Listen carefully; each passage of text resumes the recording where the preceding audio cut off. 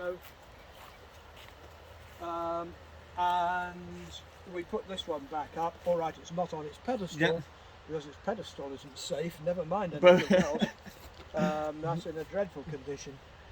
But the funny thing about this was we had two fellows come in with families, and they were looking for graves of their ancestors. One of them was called Rutherford, and the other one was called Meiklejohn. And there we have David Rutherford and Mary Meiklejohn. They practically fell on their faces when they saw that. Especially how well preserved it is. Yeah, well, we'd only recently raised it, and they came in and said, "Oh, we're looking for someone in Rutherford." Rutherford, sure, I've seen that. Oh, yes. And to find that he was a Meiklejohn, it was just amazing. So they were rather there is a lot of history, and it's our job to try and dissect it, find out what it all is, preserve it as far as we can.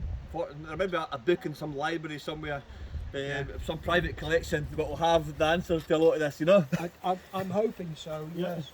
The problem is a lot of it, the records were probably in the Murray Estates, but they had a flood which destroyed an awful lot of old papers. Yeah. So some of the history of the place, which we dearly love to know, has gone forever. And we're trying to piece it together. It's very, very difficult. I can imagine. But it's great fun. How you doing, Ro? Yeah. Well, frankly, I would take it off because I think it's just a pain and it spoils it. Yeah. You don't want to take any of the surface of the I know, stone it's off. difficult. The trouble is it does get into the Well, stonework. I know. The moss is the killer. Yeah, so I'm doing my best with the moss. Yeah. Well, the big Stuarts. This is nice now. This is a lovely stone. It has been a flat stone originally. And a descendant of the Stuarts of Annet came here and found that it was in 4 pieces, one of which is still missing. We've never found that corner. Maybe you will find it eventually, I don't know. Nearly 500 years old. Yeah. But 400 he paid for this to be restored and turned into a table stone. Underneath there are vanadium steel bars holding the whole thing together. That's not going to be moving anywhere soon. It's not going to be moving anywhere soon, and we hope they got the foundations in deep enough so that it doesn't start sliding down the hill. I wonder if that person's under here. Goodness knows. That might be there.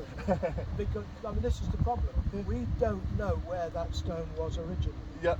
It's been put there because that's where it was found. There's somewhere in here, maybe. But it cost him over 10,000 quid to get that repaired. I can see where the kind of the costs are to try and restore them all. But fortunately, he happened to be chairman of BP and he could afford it. Here. Youngest. It's done well for being oldest. Yeah. But we don't know much more about it at all. This has all got to be mown shortly.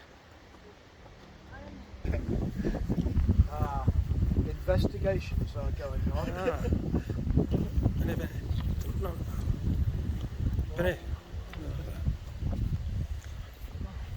the thickness of that. It's no more. Excuse me, are you talking to me? Imagine how many people it took to move that in the first place. I put it there.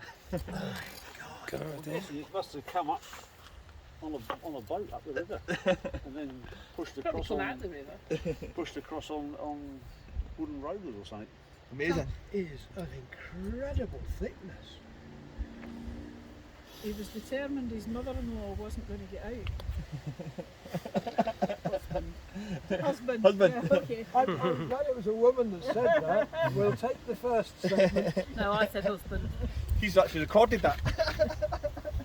Is this it now? On YouTube? Right. Ye God.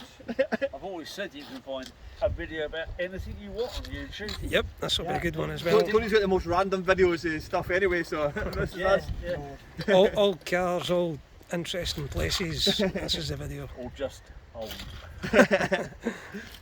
I say it was just good timing to come when you guys were here to get Yeah. this wee tour. All right, it's a pleasure. I do it professionally. So what was your name? My name? Yep. Peter Herbert. Well, thank you, Peter.